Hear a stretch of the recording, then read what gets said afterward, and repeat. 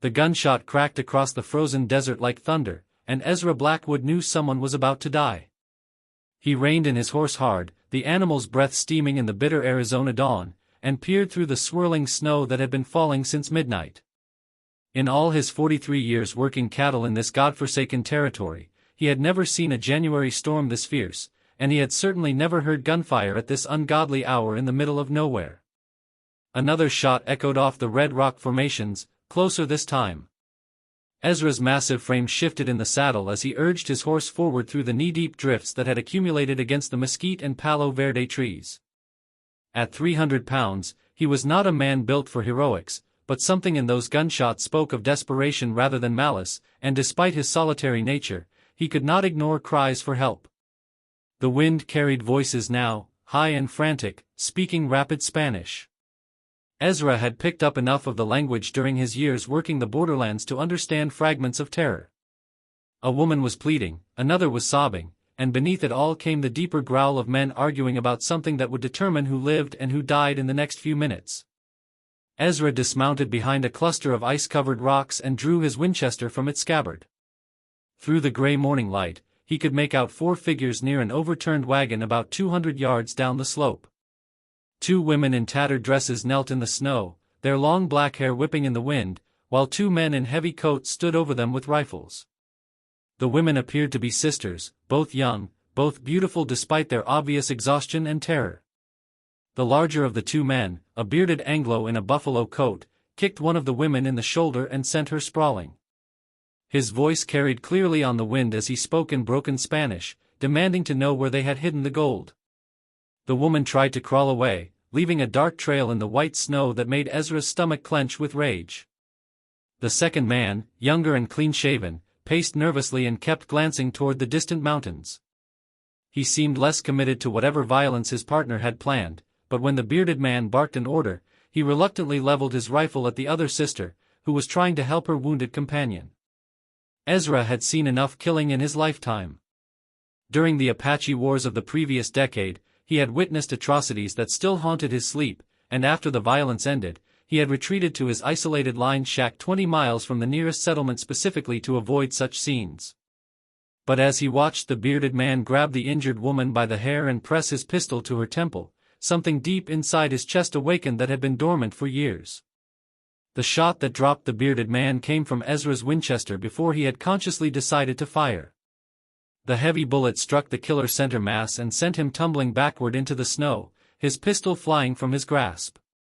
The younger man spun around in panic, trying to locate the source of the shot, and Ezra put a second round through his chest before the fool could raise his rifle. In the sudden silence that followed, broken only by the wind and the soft crying of the women, Ezra approached the scene with his rifle ready. Both men were dead, their blood steaming in the cold air, and the sisters huddled together in the snow like frightened deer. The injured one had taken a bullet through her left shoulder, and both women appeared to be suffering from severe exposure. Up close, Ezra could see that they were indeed sisters, probably in their early 20s, with the refined features and bearing that suggested they were not common peasants but women of some education and social standing. Their clothes, though torn and stained, had once been expensive, and the injured one wore a gold locket around her neck that caught the dim morning light. What were 2 such women doing alone in the Arizona desert in the middle of winter, and what gold had their attackers been seeking? The uninjured sister looked up at Ezra with enormous dark eyes and spoke in careful English, her voice shaking with cold and fear. She identified herself as Elena Morales and her wounded sister as Sofia. They had been traveling north from Sonora when their wagon broke an axle during the storm, and their driver had abandoned them rather than freeze to death waiting for help. The 2 dead men had found them just before dawn and immediately began demanding information about gold that Elena insisted they knew nothing about. Ezra studied the overturned wagon and found it loaded with expensive furniture, books, and personal belongings that suggested the sisters were fleeing Mexico with their worldly possessions. Hidden beneath a false bottom in one of the trunks, he discovered a leather pouch containing enough gold coins to explain why someone might kill for them, though Elena continued to deny knowledge of the treasure even when confronted with the evidence. Sofia was losing consciousness from blood loss and exposure, and Elena was not far behind her. The nearest town was 15 miles through increasingly treacherous terrain, and Ezra's line shack was only 3 miles back up the valley. As he lifted Sophia's limp form onto his horse and helped Elena climb up behind her, he wondered what he was getting himself into by rescuing 2 mysterious Mexican women who were clearly running from something more dangerous than winter weather. The ride back to his cabin took nearly 2 hours as the storm intensified and the snow began to fall so heavily that it became difficult to see more than a few yards ahead. Elena pressed close against his broad back for warmth, her arms wrapped around his substantial waist, and despite the circumstances, Ezra found himself acutely aware of her proximity. It had been 5 years since he had felt a woman's touch, and longer still since anyone had depended on him for survival. His line shack was a sturdy log structure built into a natural depression between 2 hills, with a stone fireplace and enough provisions to last the winter. As he carried the unconscious Sophia inside and Elena collapsed by the fire, Ezra realized that his solitary existence had just become considerably more complicated. These women were hiding secrets that had already cost 2 men their lives, and until he understood what those secrets were, all 3 of them remained in danger. Elena knelt beside her sister and began cutting away the blood-soaked fabric around the shoulder wound while Ezra built up the fire and put water on to boil. As she worked, she spoke softly about their father, a wealthy merchant in Hermosillo who had been murdered 3 months earlier by men claiming he owed them money for a mining venture that had gone bad. She and Sophia had fled north with what gold they could carry, hoping to reach California and start new lives under assumed names. But someone had followed them, Elena continued, her voice barely above a whisper as she cleaned Sophia's wound. Someone who believed their father had hidden a much larger treasure and was willing to kill both sisters to find it. The 2 men Ezra had shot were not the first to hunt them, and they would not be the last. Elena looked up at him with tears in her eyes and asked if he understood what helping them might cost him. Ezra poured whiskey over Sophia's wound and watched her unconscious form jerk at the pain. He had lived alone for so long that he had forgotten what it felt like to be needed, to have someone depend on his strength and protection. As he applied a crude bandage and Elena held her sister's hand, he realized that despite the danger and complications these women represented, he felt more alive than he had in years. Outside, the storm continued to rage, effectively trapping all 3 of them in the cabin for what might be several days. Elena moved closer to the fire and began removing her wet outer garments, revealing a figure that made Ezra quickly turn away and busy himself with preparing food. When he glanced back, he found her watching him with an expression that was difficult to read, part gratitude and part something else that made his pulse quicken despite his age and circumstances. As the day wore on and Sophia's fever broke, Elena began to relax slightly and tell Ezra more about their journey north. She spoke of the poverty and violence they had witnessed in Mexico, of friends who had disappeared and families torn apart by men seeking fortunes that might or might not exist. She described their terror during the past weeks as they had been pursued across the desert by various groups of treasure hunters, each one more violent than the last. But there was something in her story that did not quite add up, inconsistencies in her timeline and vague references to places and people that suggested she was still hiding important details. Ezra had learned during his years in Apache country to listen carefully to what people said and pay even more attention to what they did not say, and Elena's narrative contained gaps that troubled him. When Sophia finally regained consciousness late in the afternoon, her first words were in rapid Spanish directed at her sister, and Ezra caught enough of the exchange to understand that they were discussing whether to tell him the complete truth about their situation. Sophia seemed to favor honesty while Elena advocated continued secrecy, and their heated whispered argument suggested that whatever they were hiding was even more dangerous than what they had already revealed.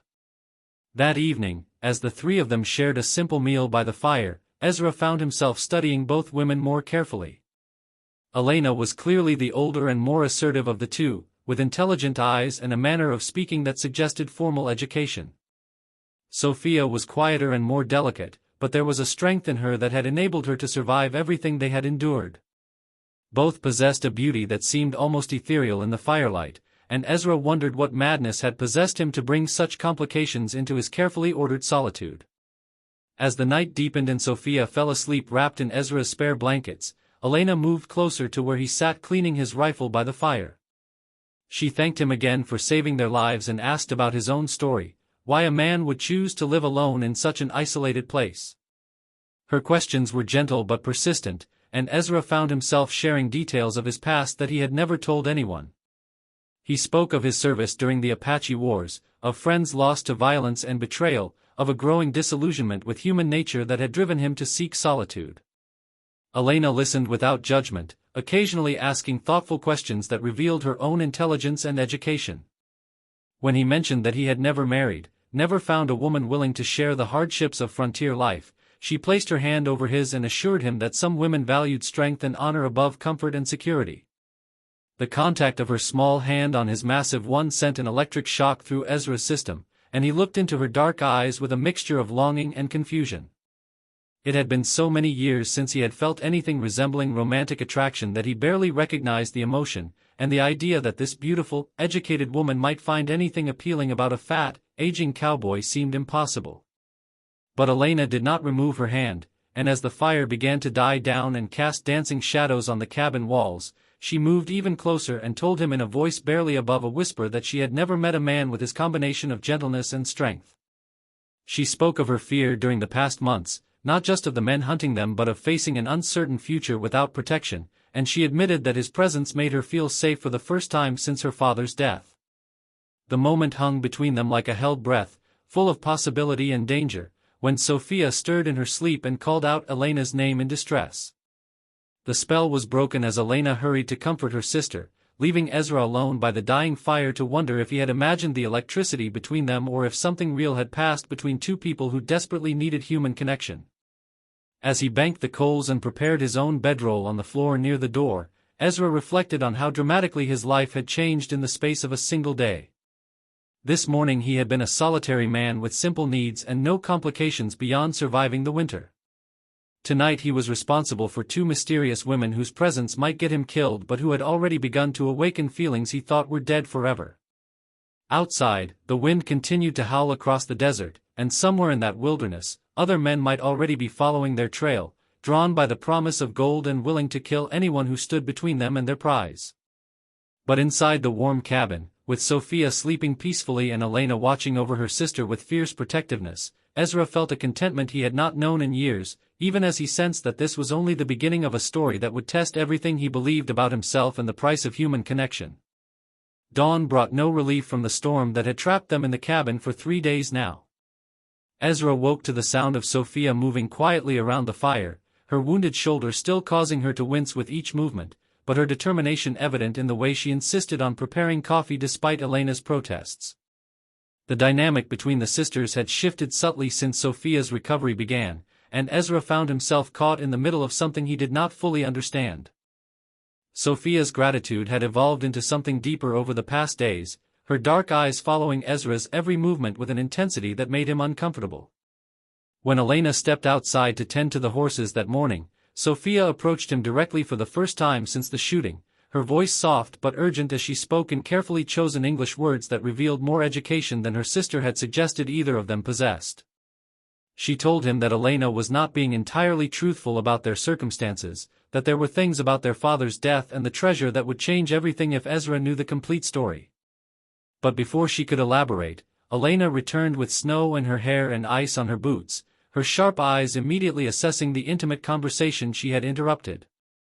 The look that passed between the sisters carried years of history and recent tensions that had nothing to do with their current predicament. Elena quickly inserted herself between Sophia and Ezra, beginning an animated discussion about the weather and their need to move on as soon as the storm passed. But there was something forced about her cheerfulness, and Ezra noticed how she positioned herself so that Sophia could not easily continue their conversation. The injured sister retreated to her blankets by the fire with an expression that suggested this was not the first time Elena had blocked her from speaking freely. As the day progressed, the competition between the sisters became more obvious and more concerning. Elena found reasons to brush against Ezra when passing him in the small cabin, to seek his help with tasks that Sophia was clearly capable of handling, and to monopolize his attention with stories of their travels that seemed calculated to portray her as more worldly and sophisticated than her younger sister. Sophia responded by demonstrating her domestic skills, cooking elaborate meals from their limited supplies and tending to household tasks with a quiet efficiency that spoke of genuine caring rather than calculated seduction. By afternoon, the tension had become so thick that Ezra felt compelled to step outside into the freezing wind just to escape the subtle warfare being waged over him. The idea that two beautiful women might actually be competing for his attention seemed so impossible that he wondered if he was misreading the situation entirely. In his experience, women of their obvious breeding and education would be repulsed by a man of his size and rough manners, yet both sisters seemed genuinely drawn to him in ways that made no logical sense. When he returned to the cabin an hour later, brushing snow from his coat and stomping his feet to restore circulation, he found Sophia alone by the fire with tears streaming down her face. Elena had gone to check their belongings in the back room, and Sophia seized the opportunity to tell Ezra what she had been trying to say all day. Their father had not been a simple merchant, she whispered urgently. He had been involved with revolutionary forces in Mexico, using his legitimate business to funnel weapons and money to rebels fighting against the government.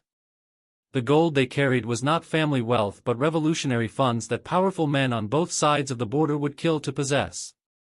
Elena appeared in the doorway just as Sophia revealed that their pursuers were not simple treasure hunters but agents of the Mexican government who believed the sisters knew the location of a much larger cache of revolutionary gold hidden somewhere in Arizona territory. Elena's face went white with rage as she realized how much Sophia had revealed, and for a moment Ezra thought one sister might actually strike the other. The argument that followed was conducted in rapid Spanish that left him understanding only fragments, but the emotion behind their words needed no translation. Elena was furious that Sophia had endangered all their lives by revealing the political nature of their situation, while Sophia argued passionately that Ezra deserved to know what protecting them might cost him.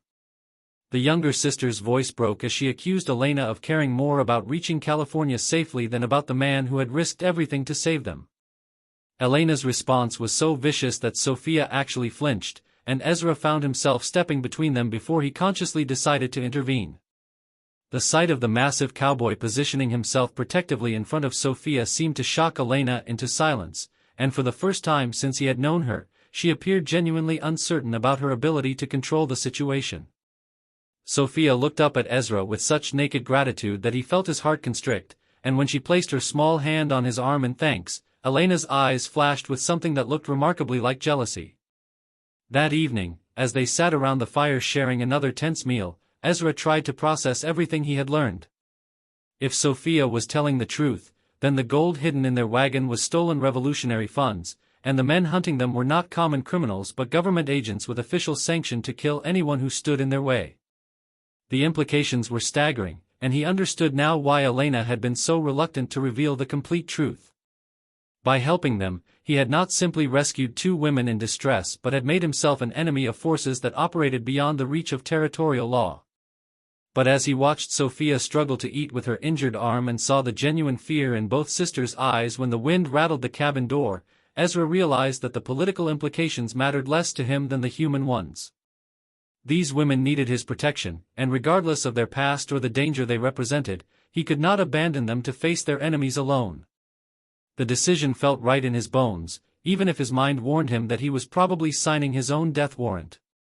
Elena seemed to sense his resolution, and her manner toward him became more openly seductive as the night progressed.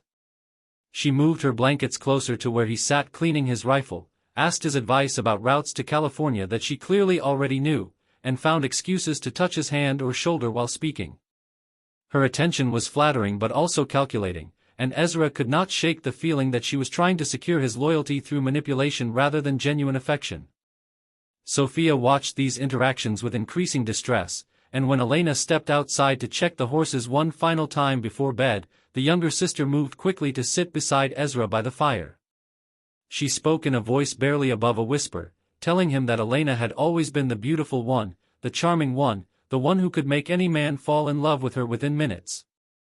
But Elena's charm was a weapon she used to get what she wanted, and Sophia feared that Ezra was being seduced not because Elena cared for him but because she needed his continued protection. Sophia's own feelings, she admitted with painful honesty, were different. She had fallen in love with Ezra not because of his usefulness but because of his kindness, his willingness to risk his life for strangers, and his gentle treatment of her during her recovery. She knew she could never compete with her sister's beauty and sophistication, but she wanted him to know that her gratitude came from the heart rather than from calculated self-interest. The confession left Ezra speechless, partly because he had never imagined that either sister might have genuine romantic feelings for him, but mostly because Sophia's words forced him to confront his own emotions. Elena's beauty and confidence attracted him, but Sophia's vulnerability and obvious sincerity touched something deeper in his soul. The idea that he might have to choose between them eventually was both thrilling and terrifying. Elena's return interrupted their conversation, and the look she gave them both suggested that she had seen more than Sophia realized. The older sister's manner became noticeably cooler toward Sophia and more aggressively possessive toward Ezra, as if she had decided that subtlety was no longer an effective strategy. She positioned herself directly between Ezra and Sophia when they prepared their bedrolls, and her good night to him was accompanied by a lingering touch that left no doubt about her intentions. As Ezra lay on his blankets listening to the wind howl outside and the soft breathing of the two women nearby, he reflected on how completely his life had been transformed by a single act of compassion. 3 days ago, he had been a lonely man whose primary concern was surviving the winter with enough supplies to last until spring. Tonight, he was responsible for protecting 2 mysterious women who were being hunted by government agents, and both women appeared to have romantic feelings for him that he was completely unprepared to handle. The sound of riders approaching through the storm reached his ears just after midnight, and Ezra was instantly alert with his rifle in his hands. The horses were still several hundred yards away, but their presence meant that someone had been following the sisters' trail despite the blizzard and had finally tracked them to his cabin. Elena and Sophia were both awake now, their eyes reflecting the dying firelight as they looked to him for protection and guidance.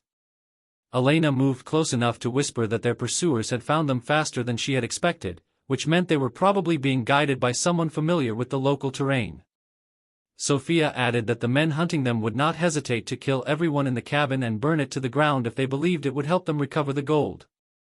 Both sisters looked terrified but determined, and Ezra realized that the next few hours would determine whether any of them lived to see another dawn. The riders had stopped about 200 yards from the cabin, probably studying the structure and planning their approach. Ezra counted at least 4 distinct voices carrying on the wind, which meant they were outnumbered but not overwhelmingly so if he could use the defensive advantages of the cabin effectively. He had enough ammunition for a prolonged fight, and the log walls would provide good protection from rifle fire as long as the attackers did not try to burn them out. Elena grabbed his arm and asked desperately if there was another way out of the cabin, some back entrance that might allow them to escape while the attackers focused on the front door. But Ezra's lined shack had been built for defense against Apache raids, with only one entrance and windows too small for a man to climb through.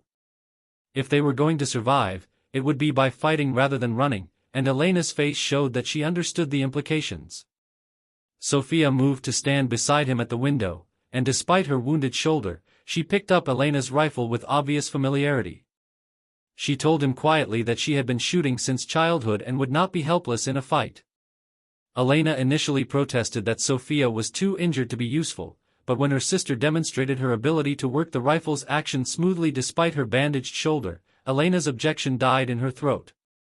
The 3 of them positioned themselves at different windows to cover all approaches to the cabin, and Ezra explained his plan to make the attackers pay dearly for every yard they advanced. The women listened intently to his instructions about conserving ammunition and coordinating their fire, and both showed a composure under pressure that suggested they had faced similar situations before during their flight from Mexico. As the first gray light of dawn began to filter through the storm clouds, the riders started their approach to the cabin, and Ezra knew that the next hour would determine not only their survival but the future of his relationship with both sisters. The competition between Elena and Sophia for his affections would have to wait until they dealt with the immediate threat of violent death, but he could see in both women's eyes that they understood the stakes involved in more ways than one.